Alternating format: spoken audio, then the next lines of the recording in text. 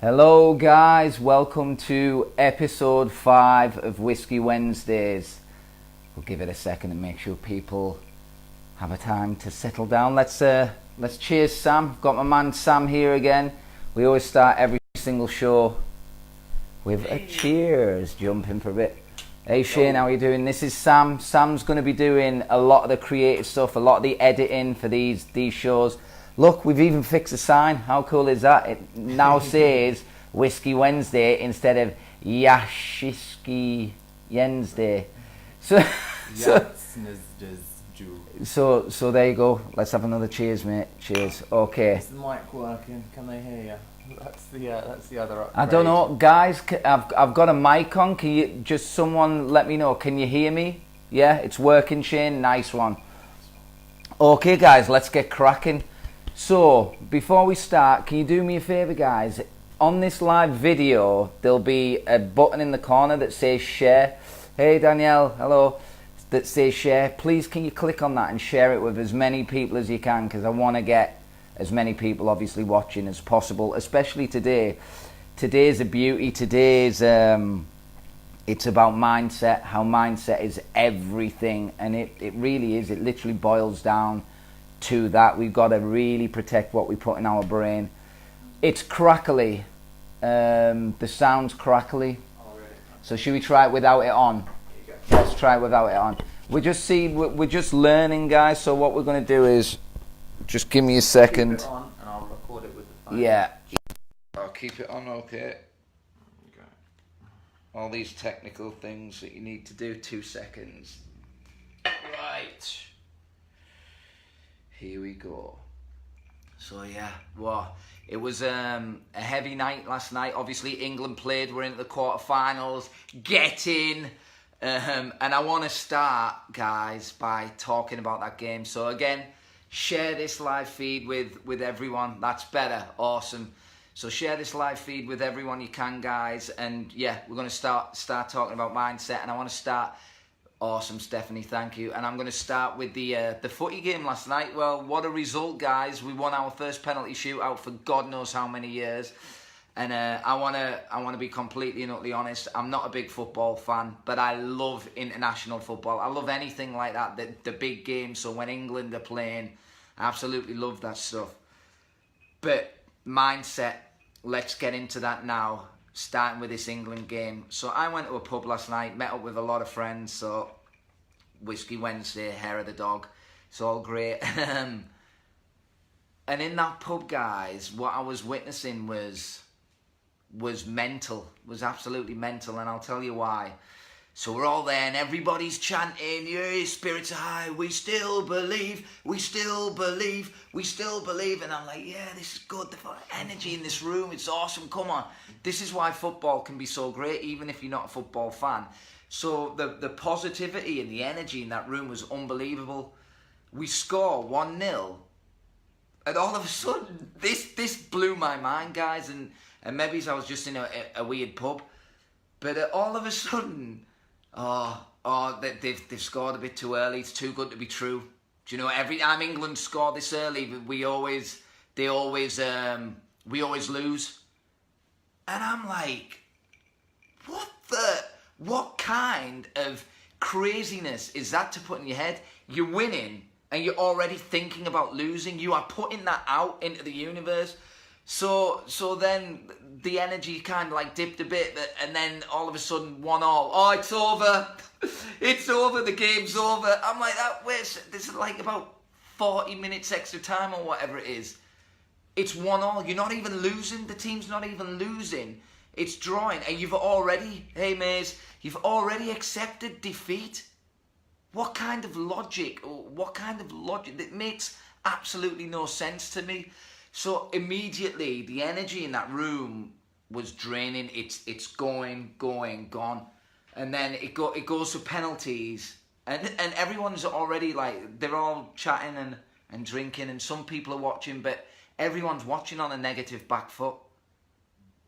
And that is the natural default setting for every human being. Thank God, like the teams, the professionals, the reason why they're professionals is because they can handle pressure better. But if they had the same attitude on that pitch, which I'm sure some of them were panicking because they started to play really, really safe. But if they had the same attitude on that pitch, that the people, the majority, not everyone in the pub, but the majority of the people in that pub had, do you know what had happened? We'd have lost 20-0, 30-0, because the mindset was so negative. They were so like down and dejected that it was game over, and there was so much to play for. The only way you truly lose, guys, the only way you truly fail is if you completely and utterly give up. And everyone in that room, hey, tuning in from Madrid, awesome, nice one, Matthew. So that is crazy, and you can't afford to do that, guys. Your thoughts become things. So with the mindset of the people in the pub, our natural default system, guys, is to go towards the negative, to think negatively. And the reason being is, going back like to prehistoric times when cavemen and cave women were on the earth, you had to be completely and utterly paranoid and on your feet all the time, because if you weren't looking over your shoulder, you're going to get eaten by a lion or something like that. You were constantly on fight or flight mode. We live in a modern society today, guys, and you don't have to. That's a natural like default that is in our brains constantly. But in this day and age, you do not have to think like that. The mindset of the England team was bang on. Exactly, mate. Yeah, and the Colombians, see the mind games. The Colombians were constantly goading them, trying to get in the head. The coach in the halfway when they were going in started like pushing one of the England players, trying to get inside the heads. You know what I mean? And a little bit of it worked when he butted him from behind, you know, and one of our teammates missed that penalty because he got himself wound up so much by an incident, what had happened on the pitch, like a little kick or something like that. It's mind games, guys, so you've got to keep that strong. But how to deal with that negativity is, well, there's many a way, and everyone's way is different, but this is what I do, guys, and it's on a daily basis. Because if you don't do it on a daily basis, it's like anything, you know, it's a muscle. And if you're not working that muscle, it dissipates, it goes away. So, how do we turn that negativity into a positive energy? It's easier than we think, guys. You just literally, hey Matt, you just literally have to say it to yourself over and over again. I am happy. I am a leader. It's affirmations, and even if you don't believe it, I'm telling you, it will work. And the first 5 minutes of your day when you wake up is going to determine the rest of your day. So if you get out of bed and you're like, you haven't like set any specific goals, you're just getting out of bed to go to work and you're just in that, man, you're just floating through life. But if you get out of bed and you're like, even if you write it down, I find journaling incredibly handy when I'm trying to work on my mindset and keep my mind strong. If I write down 3 goals of what I'm going to do in the day. Yes, Matty. 3 goals of what I'm going to do in the day. I'm going to write for 2 hours. I am going to meditate for 20 minutes. I am going to be happy. It actually freaking sorts me out for the rest of the day. Silly little things like making my bed. Immediately, I've done something productive. As silly as that, making my bed, having that nice, clean, serene bedroom, mindset's got stronger. I'm in a positive frame of mind. Messy bed, messy mind. In my opinion, if your environment is messy and chaotic, what's that going to do to your brain? It's going to keep you on that negative footing. So journal, write things down, set goals for the day, but definitely get out of your head. If you're in your head, you're dead. I love that saying. I think it was Tony Robbins who said that. Positive thoughts attract positivity. Yes, that's it, Daryl. And it's so true. All these things are incredibly, incredibly true. So everyone, I don't know one person who has not suffered from, maybe it's not necessarily depression, but really low periods of life where just nothing's going right and you just like that, bang, bang, bang, you're smashing your head against a brick wall and you have no, like, you just can't figure it out. You can't figure out a way of getting out of it. But the more you dwell on that and the more you think that way, the harder it's going to be. So there are certain techniques I use to get me out of that. And one is when I'm feeling really low, try it with me right now. Whoever's watching, try it. When I'm getting to those depressed states where I just feel so freaking low, like the world's against me, and I've manifested that. I've put that in my head. So straight away, I've got to change that, and I can flick it because I practice it so much now. I can flick it so much quicker than what I used to, and it's a simple thing as like there's this one technique, smiling. Try it right now. Let's just like be ridiculous. You put a ridiculous grin on your face, overextend that grin. After a while, you start laughing at yourself and you're like, what the hell? Do you know, I do that in the morning. I'll spend like, yeah, like the Joker. Do you know, it looks a bit insane, but I'll be like, yeah, I'm going to win today. I'm going to do it. And that's one technique that gets straight away, like, even now, it's lifted me. You know, you can see it in my energy and how it's changed. Happy Whiskey Wednesday, Graham. Nice. So my energy changes straight away. That's one way.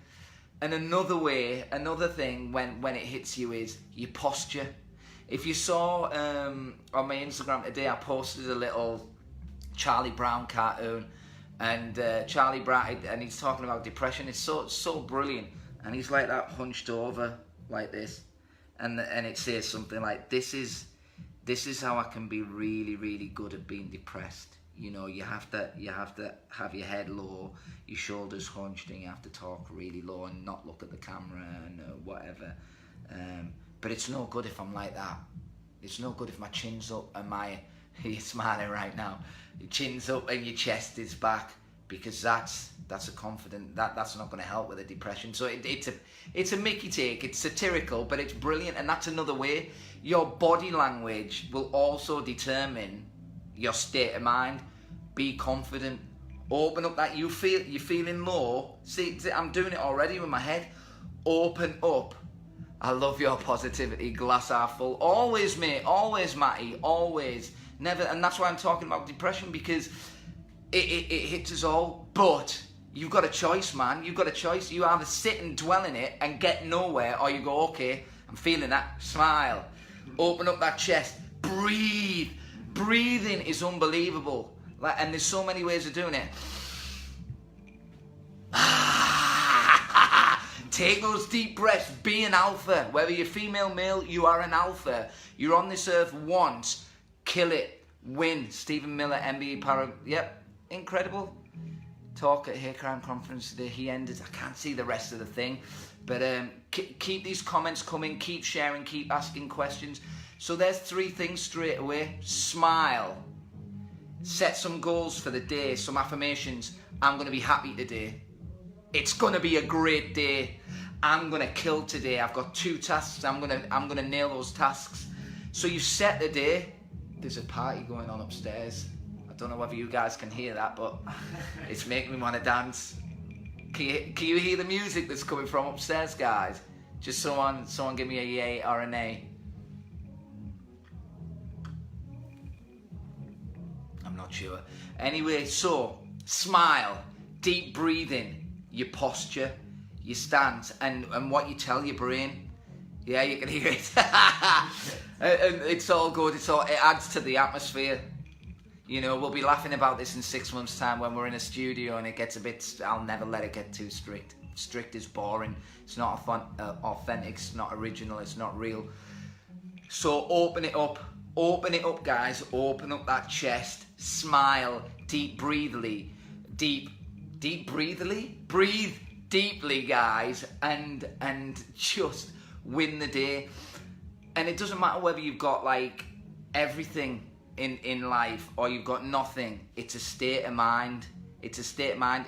If you're unhappy now, £1 million isn't going to make you happier. Sure, it might for a little while. You'll get a little touch, but then you'll be back to where you. And that's a scientific fact. You've got to make sure that you're happy right now, and then anything else that comes into your life is good. Do you ever do talks to you? James, I missed that question, mate. Can you repeat it? It's gone up. Must be watching you. Oh yeah. I've forgotten my trail of thought there. Sam, what was I talking about there? I was thinking about whiskey. You were thinking about whiskey. But keep sharing this, guys. Keep sharing this. So, yeah, whether you've got like a hell of a lot, do I ever do presentations to young people about ambitions and confidence? I'm starting to, James, a lot more now. I'm being asked to do that. I do acting workshops and stuff in a lot of the schools and places around here, and obviously fitness workshops. I did one with a bunch of young kids from Ireland, 3 kids from Ireland. Not yesterday. Yeah, it was yesterday. Ranging from 8 to 12 years old, just struggling with the confidence and stuff. So 30 minutes of just feeding their brains with positivity, pushing them to places where they didn't think was possible, and they left feeling great, and that's what I love to do. You know, I love to get people onto another plane, because we can all win, guys. I want every single person who's watching this to share it and win. And we're winning right now just by being here and being cultured and talking about something beautiful, growing together, instead of watching Emmerdale or Corrie. No disrespect to those shows, because sometimes those shows pay my bills and I love them. So I do love those shows, but I'm glad you're watching this as opposed to them. Do you think being lonely is a state of mind also? Yes. Yeah, Andrea, because it hits me sometimes that suicide rates are higher in first world countries. Yeah, it's nuts, isn't it, Danny?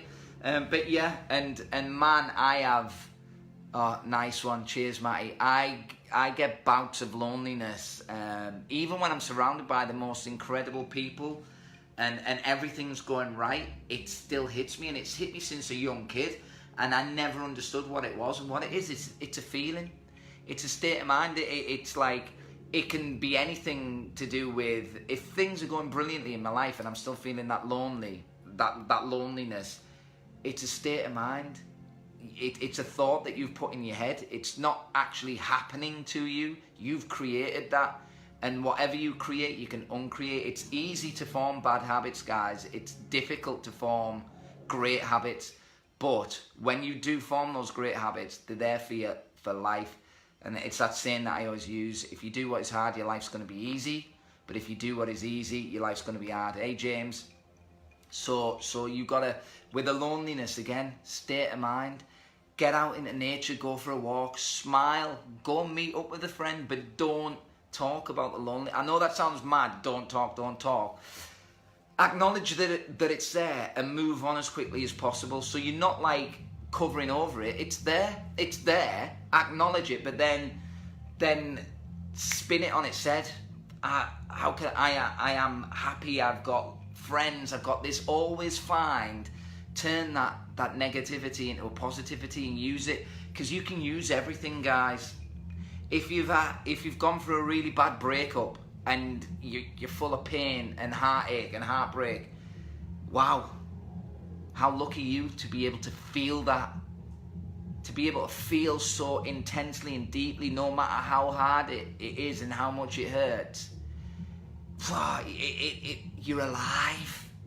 You're alive, and as long as you're alive, you can do whatever you want, but you got to take action and make it happen. The mind is a muscle, just like the body.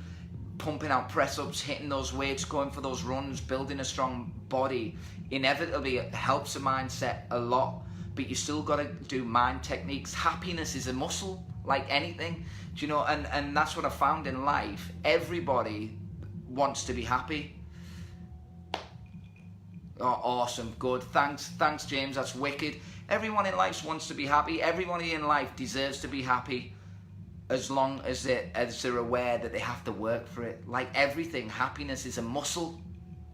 You know, it's a muscle, guys. So you got to work on that. You got to work on that. So what I mean by goal setting, I have this little book here, which is very important to me. So like there, you can't see. I think it's a bit too bright. That, can you see if I come back here? Well, basically, let me try and put it a bit closer. Go for your goals. So it's goal setting. So everything that I do is for the day when I'm on form and my mindset is the strongest, is when I've prepared and I've planned. You know, if you don't prepare, you're gonna fail. It's as simple as that. So preparation is a key. Luke, who's gonna win the World Cup, and what mentally do they need to make this happen? That's an incredible question. Obviously, England's going to win the World Cup. What they need to do to mentally make that happen is to stay strong and stop letting the opposition get into the head. I don't know anything about tactics. I'm going to go from a mental point of view here. So, Sean. So me, if I was on that England team with the incredible skills that those guys have, and their incredible tenacity and fitness, I'd be fighting I wouldn't be playing safe. You know, no greatness comes out of playing safe. Heck, yeah, that might be a tactic, but for me, that's going on the back foot. Go and attack with everything you've got. Mentally strong. They punch you. They're doing stuff like that. It's a game. It's tactics, mind games. Like, you've seen those boxers. Conor McGregor is a king. Conor McGregor is a king of those mind games and that talk. And before him, Muhammad Ali, geniuses. You know, Muhammad Ali said something like, if you even dream about beating me, you better frickin' when you wake up, you better frickin' apologize.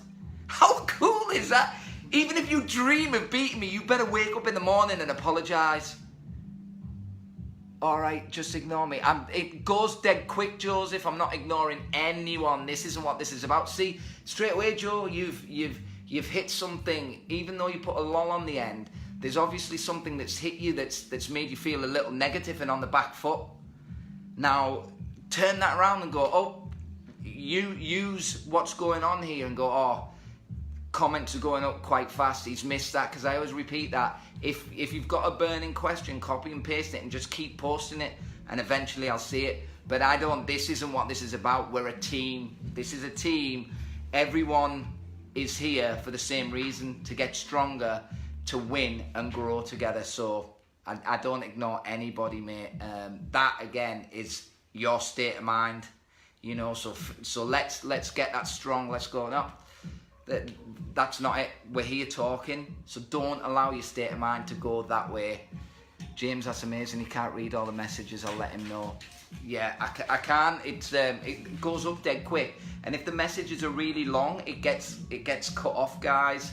I can only see like 2 lines at a time.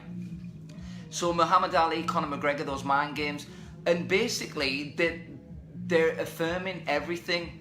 They're affirming everything straight away. And even if they don't believe it at the time, it's seeping into the subconscious. I'm the greatest, I'm the greatest, I'm the greatest. Muhammad Ali was saying that way before he won any world championships. Conor McGregor was saying that way before he was even contracted in the UFC. Mindset, guys. How do we turn negativity into positivity? It's as simple as being positive. Just, if you're feeling low, chest up. I am strong. I am a leader. I am happy. I am all these affirmations, you know. The Secret came out and everyone went blah and crazy about it. The stuff in there is amazing, but it made it a bit too cheesy and people were like, oh, here we go, you know, yeah, blah, blah, blah.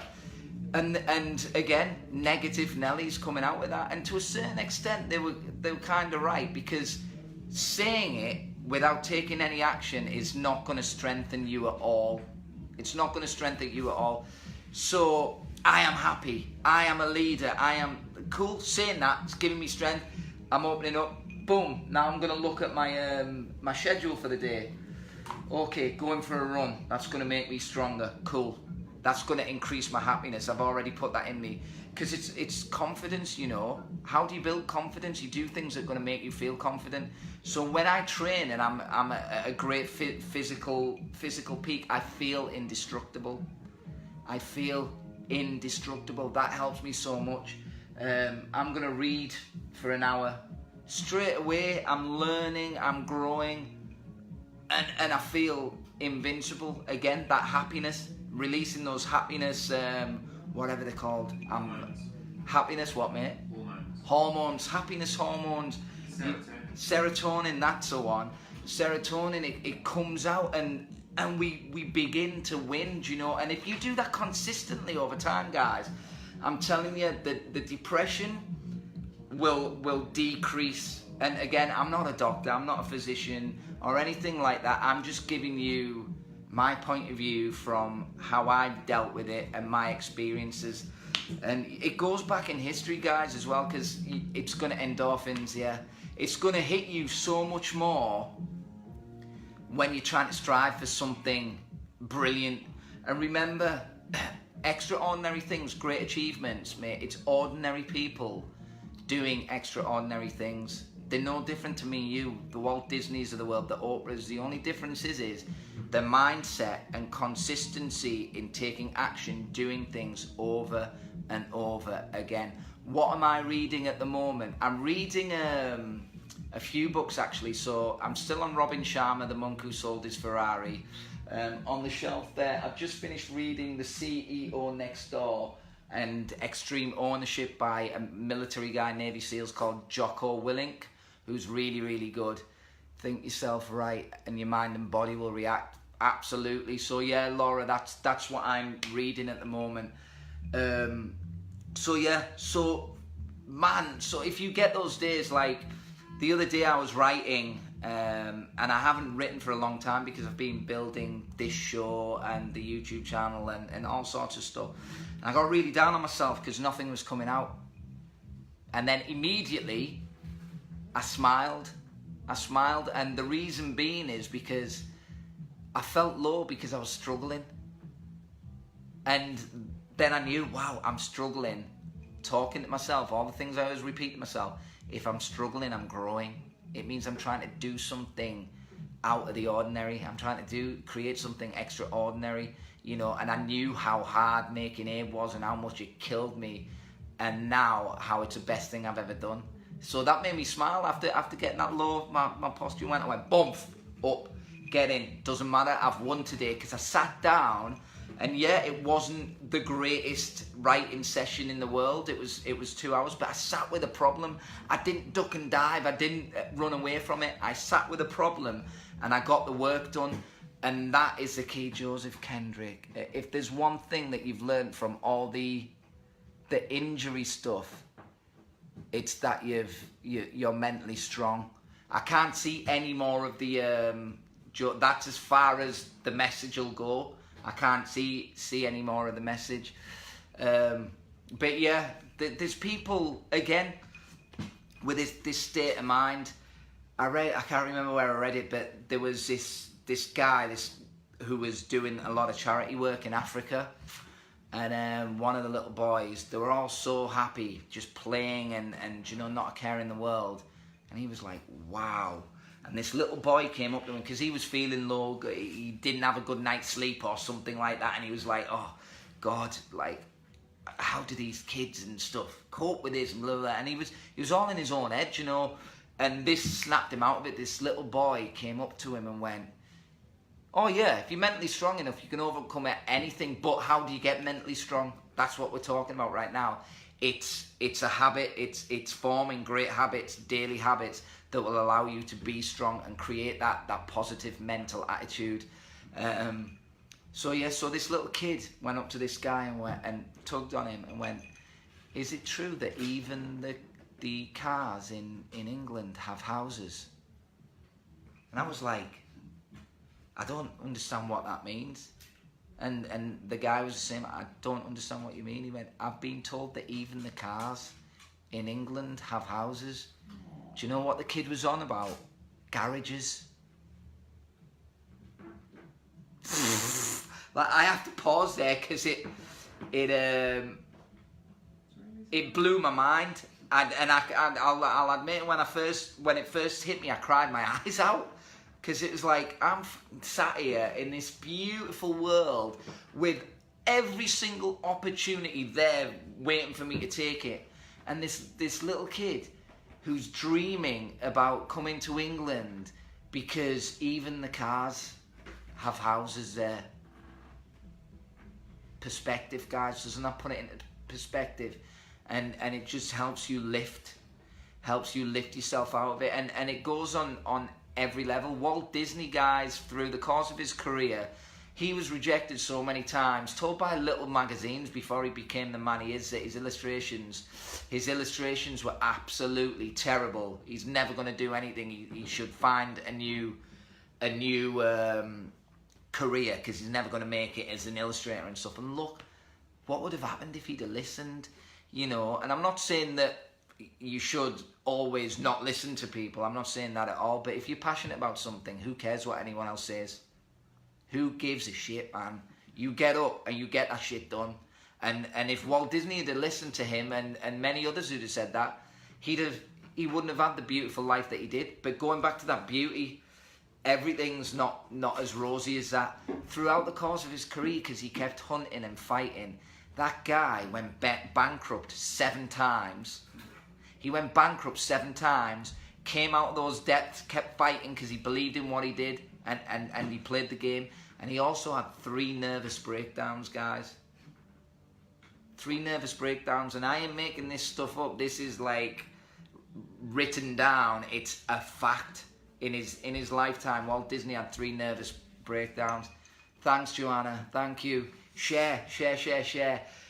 So in the course of his life, he had 3 nervous breakdowns. How did he get out of that?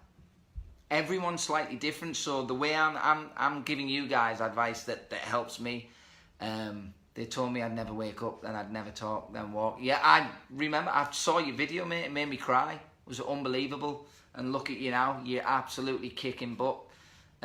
Stronger than me. Stronger than me, mate. I've been fortunate enough to not have to face such hardships yet as what you went through. Joseph, by the way, guys, he suffered, like, he was in a horrific accident and was in a coma and all sorts of crazy stuff. Post your video, Joseph, on Facebook and tag me in it so it's on my stream so everyone can see it.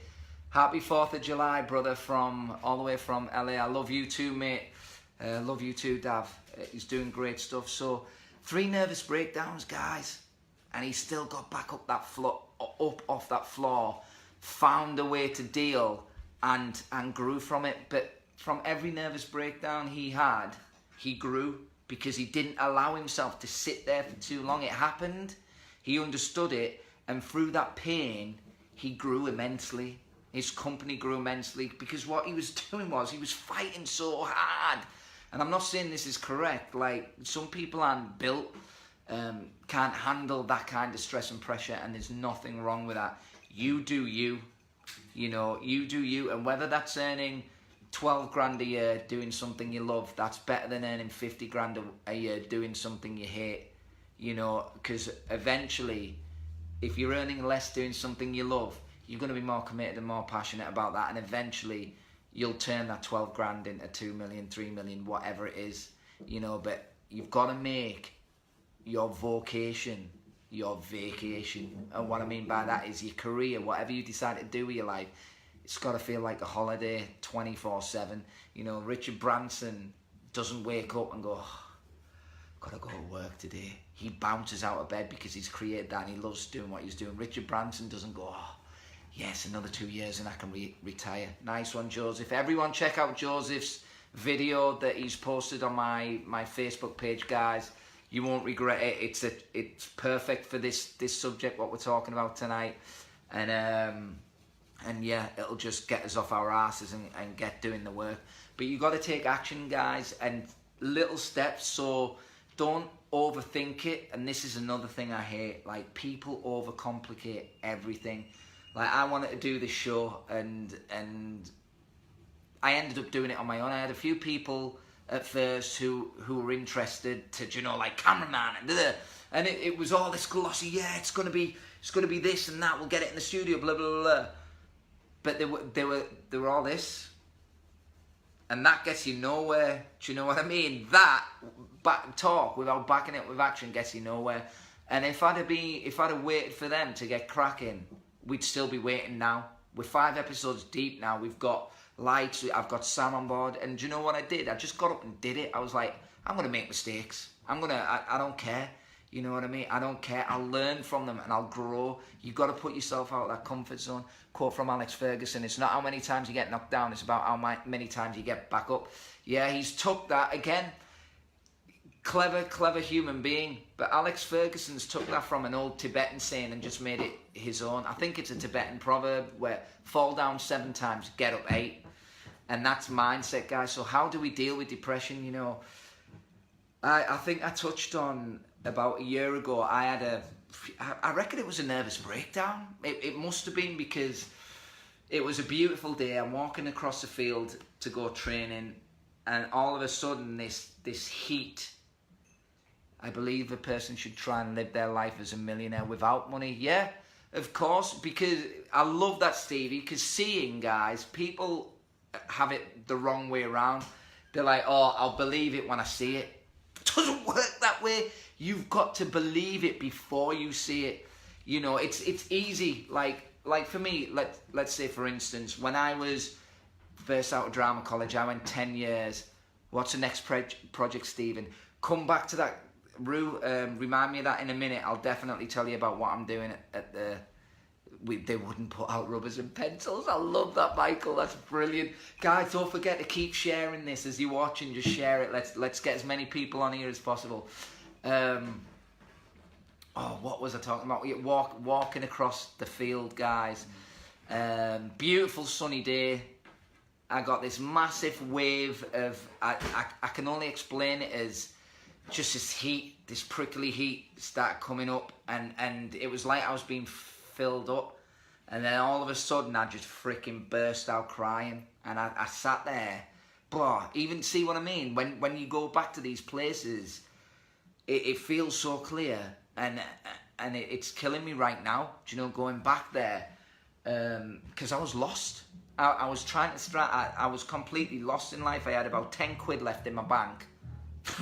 Probably 10 quid left in my bank, and I just felt worthless. I felt like a complete and utter loser. I was like, why is this happening? I've worked so hard. I've spent like the last 10 years working consistently in TV, film, theatre. I've been a consummate professional. I never took one day off work because it's not work. I love it. I love it so much. I'm doing this. I'm paying my dues. I'm showing absolute gratitude. Why is this happening? And I just broke down. And I was in that state, guys. I'd completely given up. And I was in that state for probably a month. And I went to the doctors to have a chat. And I saw a counsellor. And I had a quick chat with a counsellor who wanted to put me on tablets. Who wanted to put me... And straight away my defence mechanisms went up. And like that. I was like, no. Thank God I didn't do it. And tablets are there for a reason. But for me, it's literally a last resort. I went, surely, because I've always been a strong, positive person all my life. But it's easy to be strong and positive when things are going well. When you're the lead on a TV show and money's coming in left, right, and centre, and you know you're healthy and you're happy. It's easy to believe when all that's going. It would be a lot easier for me to sit here and go, you got to be positive, guys. You got to do this, this, and this. Easy when things are going right. Your belief system, it's easy to believe when things are going right. But the true test and true testament is to believe when nothing's going right, or you feel as though nothing's going right. To still believe, I am a leading man. I am going to have my own shows on TV. I'm going to build this empire. I'm going to create this world of creativity. I'm going to live in that world no matter what. And see it every single day when you're not getting auditions, when you go 4 years and building that muscle. So how I got out of that depression was doing all of this, guys. The meditation, waking up in the morning, having a clear-cut design for the day. You always win, bro. Thank you, Luke. Thank you, man. It means a lot. Having a clear-cut design for the day and accepting where I am now and knowing that nothing lasts forever and fighting towards that next goal. So that depression, guys, was intense. But like I said, it's easy to believe when everything's going right. You need to believe when everything is going wrong. That's when it truly counts. When you might be in a council flat, or you might be on the dole, or whatever it is, and you've got these, you have to have dreams and goals, and then you have to set targets to achieve them, because you try hitting a target that you can't see, you're going to miss every single time. So you've got to make that crystal clear, and believe every single day. You've got to say whatever it is to you. I am a millionaire. I am happy. I am healthy. I am wealthy. I am loved. I have everything I want. If you sat here watching this, guys, It means that you have internet. It means that you have a roof over your head. It means that you have a smartphone or a laptop. That means that you are 95% richer than, you are richer than 95% of the entire world's population. You are in the top 5% by simply just having a roof over your head. How amazing is that? And why would we waste that? Why would we waste that? And now, again, building that mindset, let's talk about selfishness. There's two, for me, I think that there's many forms of selfishness, but if we're just going to go black and white, let's do the two forms. There's a selfishness that is negative, where you'll do whatever you can to build yourself up, you know, and just do it so you'll stab people in the back to get promotions and all that stuff. That is the wrong kind of selfishness. And then there's a selfishness where you do incredible things that allow you to grow and get you to where you want to go, but at the same time they help a hell of a lot of other people. So great to see you so positive football. Cheers, Matty. So guys, right now, Whiskey Wednesday, this is me being selfish. You have to be selfish in a good way in order to grow and to help others. So I'm being selfish because I wanted to make a show. I wanted to make a show where I drink my favourite drink. That by being selfish and having a good natter and sharing this positivity, it lifts me up. So I'm getting a buzz out of this, and in the same way, I'm helping so many others. That's why, think about charity, guys. Have you ever given, like, I don't know, £5 to a homeless guy on the street, or donated to charity, or gone and done like a day's work feeding the homeless or whatever? You know what I mean? Have you ever done that? How freaking good did it make you feel? It makes you feel better, and that's a selfish act.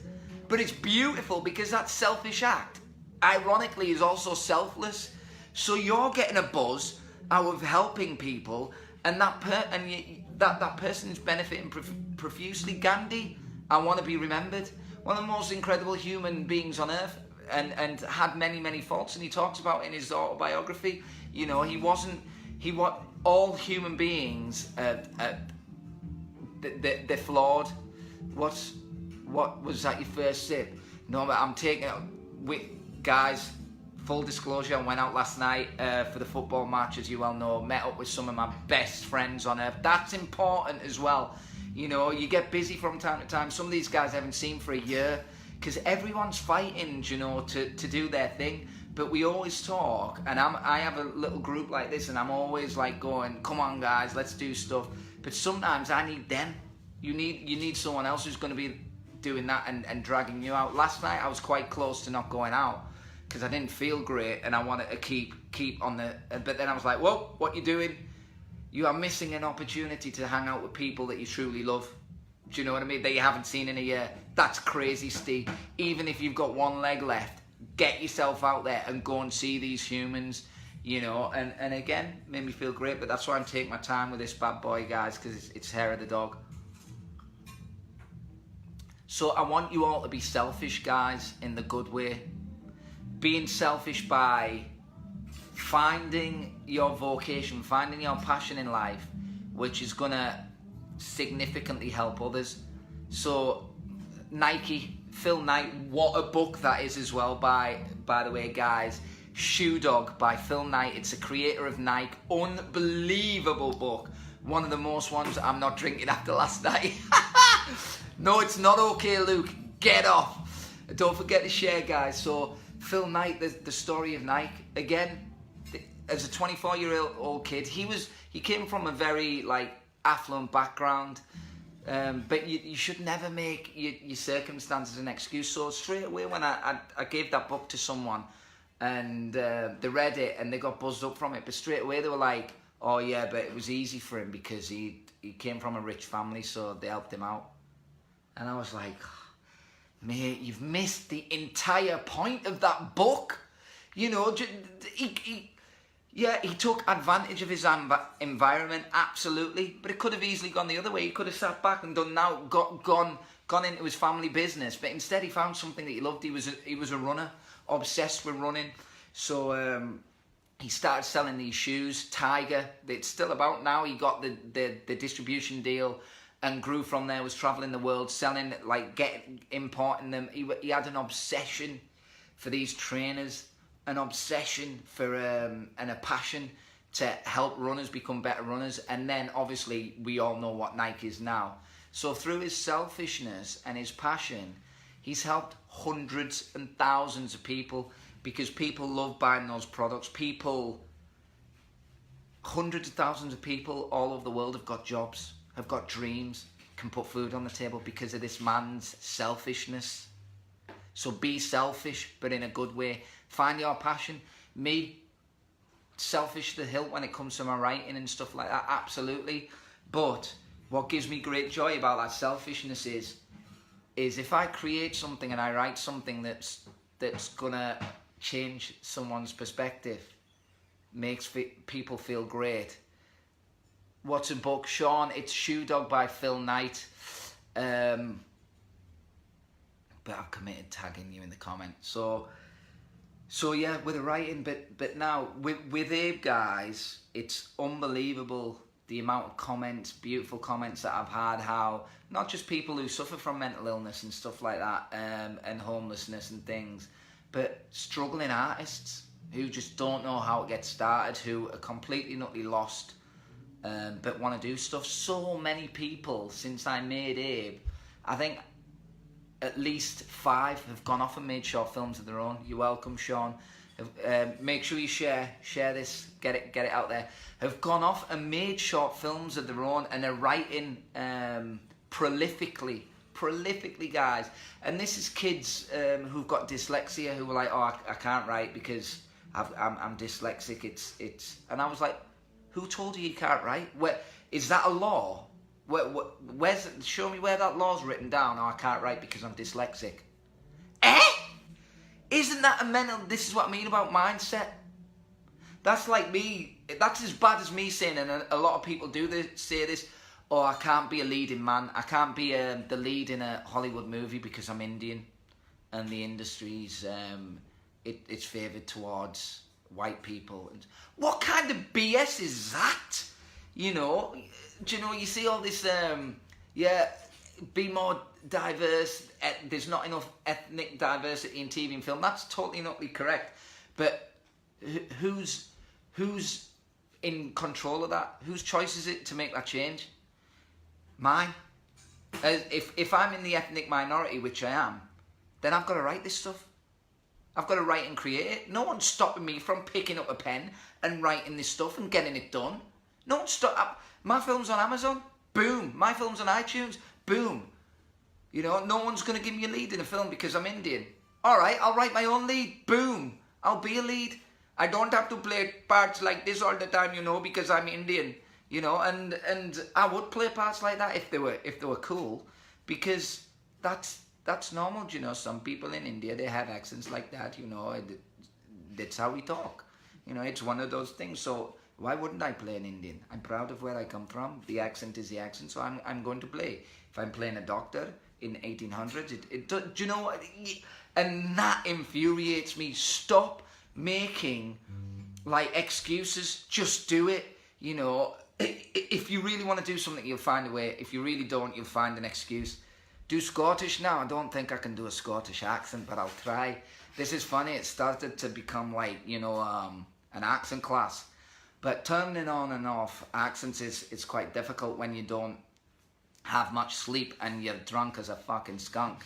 You know, but there you go. Thank you. I'm here all night. But yeah, guys, but again, so this kid, I don't want to like name him because that's not fair. It took me ages to what I literally slapped the silliness out of him, you know, not physically, verbally, load of verbal uppercuts. I was like, who told you that? So you can't write because you're dyslexic. Okay, cool. Stephen Hawkins wrote a book. Can't even hold a pen. What are you going to say? What true Burrow? Yeah, of course I am. Burrow all the way. And eventually, long story short, you've got to consistently work on this, guys, because it's ebbs and flows. It will go. But long story short, this kid now has written 3 short films. 3 short films, and he's not afraid of them being crap. Because that's what was holding everybody back. You're afraid of being shit. But I'm telling you, if you love what you do, you got to take action. And you don't have to be great to start, but you have to start to be great. I'll say that again. And this is with this kid, and it's with me with my writing. I'm hoping if I'm consistent over time, that in 10 years' time, I'll be making beautiful movies, you know, that are so complex and diverse. And every now and again, I'll make a pony. I'll write something that's terrible. That's just life. You're not going to hit that bullseye every single time. It just doesn't work like that. Like I'm a bit panicky at the moment, and I have to constantly reaffirm myself because I've wrote 3 things since Abe, but Abe exceeded all my wildest expectations, and this is what can happen if you go balls to the wall, strengthen that mindset, and just do something that you're intensely and insanely passionate about. The response, and it's like, oh shit, I have to match that now, and the fear. Oh, I'm going to be a one-hit wonder. It's like, I've done one great, now everyone's going to... And I was giving myself negative self-talk, and I was like, what are you doing, you pussy? Stop doing that right now. Stop it. Take breaths. Tomorrow's another day. Open up that chest. Just write. Just write. Whatever comes out, whatever happens will happen, and deal with it there and then, do you know, as it goes. So don't stop yourself from starting, guys, and don't stop yourself from being crap. Allow yourself to be crap, because the only way you're going to get from being crap to being great is by being crap in the first place. It's like no one just wakes up and ends up playing for England. No one wakes up and becomes #1 in the world at tennis. Roger Federer didn't just wake up one day and go, pow, kapow, look at me. Do you know what I mean? And his mindset, ridiculous. It's absolutely insane. So you just got to get started. And again, remember, guys, anything that's worth doing is worth doing bad until you get to do it good. You know, Nike, again, he started by selling Tiger shoes. That's how he did. He was selling the shoes for someone else. You know, getting all that, and then he got the United States sales distribution rights, and then grew from there, and then started creating his own stuff, and boom, he is where he is today. But still went through bouts of bankruptcy. First 10 years of Nike wasn't making a penny, you know, was in a horrendous amount of debt. Same with Richard Branson. Richard Branson was something ridiculous, like £400 million in debt. Can you imagine that? I end up 10 grand in debt, and I'm crapping myself. I'm like, what am I going to do? You know, and this is it, the pressure. Look at the Gareth Southgate interview last night. I'll have a look after this. Would you write something about your hometown? I've actually, I'll go back to your question, Rue. What am I writing at the moment? I've written 3 things at the moment. They're all in various different stages. And one of them is set in Middlesbrough. I don't really want to give the title away, just in case it changed enough.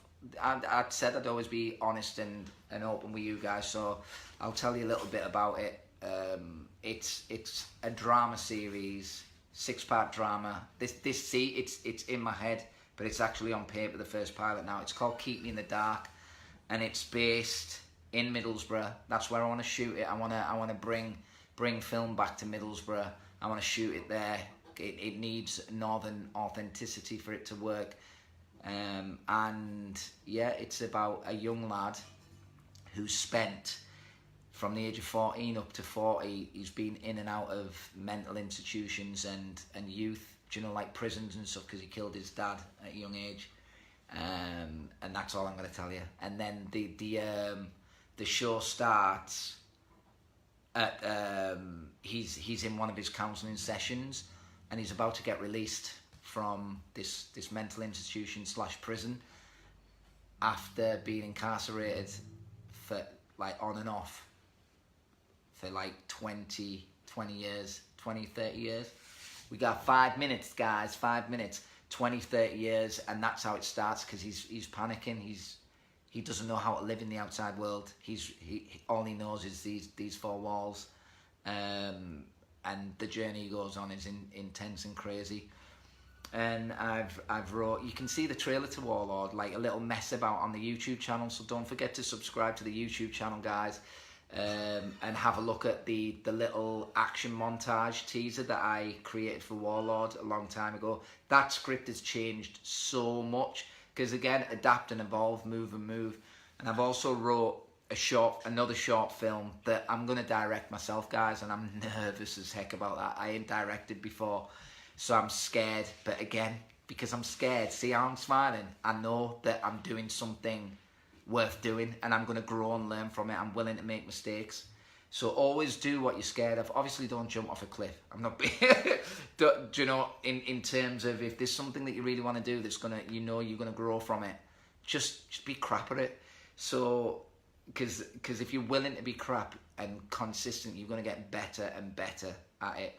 We've got 5 minutes left, guys, so if you've got any questions that you want to ask, yeah, Michael, if you've got any questions you want to ask, and we'll wrap this up for today. In the next couple of weeks, still going to be me, but I've got a few guests lined up for the show, and also we will, hopefully in the next couple of weeks, be moving venue. We'll be moving about. I like to use different places, and having our first couple of unsigned artists, musicians, potentially playing on the show within the next couple of months. We need to get like better acoustic things, you know, mics and stuff, so it sounds good for you guys at home. So if you've got any questions, guys, now's the time to ask it. And again, thank you so much for doing what you're doing, loving the positive. Thank you for watching, Joanna. I really appreciate it. Keep sharing. And if no one's going to ask questions, I'll finish with this, actually. With Abe, I have a dream for Abe, and it's a crazy one, but I am a little crazy. I have a dream that over 1 million people will watch that film, and I messed up with the contract with the distribution company, and it was my own naivety. It's my fault for not reading the contract properly. I got so excited that someone, it's mine, that someone wanted to buy my film. I just signed and went off. Basically, I'm not allowed to put that film online for free for 10 years, and I thought it was 3 years, so I'm devastated about that, because I want over 1 million people to see the film. It's a massive dream of mine, and not naming any names, but when I shared this with a couple of people who are no longer in my life but were very, very close to me, incredibly close to me, they laughed at me. Here he goes again. That kind of thing. It broke my heart. Broke my heart for a second, and then I was like, now I have to do it now, because you laughed at me, and you meant to be my teammate, my closest partner. You laughed at me. I'm going to show you. I have to get 1 million people to see it. So I need your help with that. It's £1.99 to buy it on Amazon, and you've got it for life. And out of that £1.99, I make 25 pence. So if you watch it on Amazon get whatever it is. Shorts International, the distribution company, get what it is, and I get 25p.